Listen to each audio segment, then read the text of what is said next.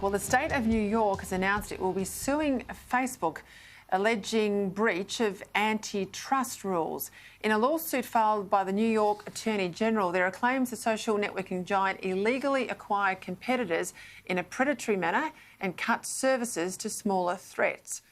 Now, there are also recommendations that the company sells off Instagram and WhatsApp, which are also owned by the brand. Let's bring in my panel. Joining me now, the opinions editor of the Daily Telegraph and, of course, co-host of Sky News Outsiders, and former senior Australian Defence Force officer and new show too, the McGregor Angle, Kate McGregor.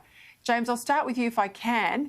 The Federal Trade Commission in particular seeking a permanent injunction in the federal court, causing the company to divest assets, Instagram, WhatsApp. I talked about all of that.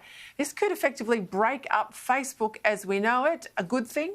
I think it's a great thing. Frankly, I think these tech giants have gotten far too big and they've gotten really almost to the point where they're out of control of governments, that they can start to influence news, influence elections even, the way that they've behaved to news providers. I mean, we've seen the cases in Australia and how they've finally been brought to book on that here by Josh Frydenberg, which is, again, excellent.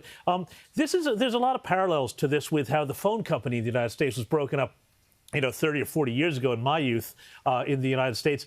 And this is not going to be something that goes away with Trump, because not only New York State, but 47 other states, Democrat and Republican run alike, have joined this lawsuit. So this is very big problem for Facebook. And I think it's probably, in the long run, good news not just for the consumer, but also for society in general.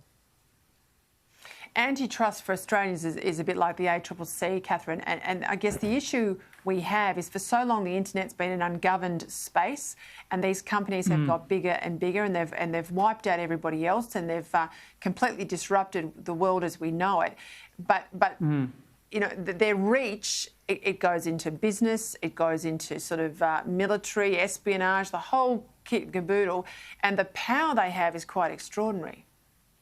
They have become really monsters, basically, and James's point's well made.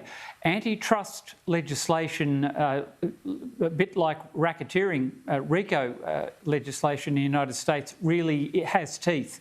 So they're facing a serious problem here. This is not an ACCC inquiry with some recommendations and so on. This has the real capacity to force them to divest those platforms, and I think it's an untrammelled good thing as well. I think they're out of control. They've become a law unto themselves. The preposterous arrogance of their founders just is breathtaking, and they have the capacity to influence our society in very subtle ways. And I think anything that curbs their power and also paves the way for working journalists and news providers at a time when our industry is very fraught is also a good thing.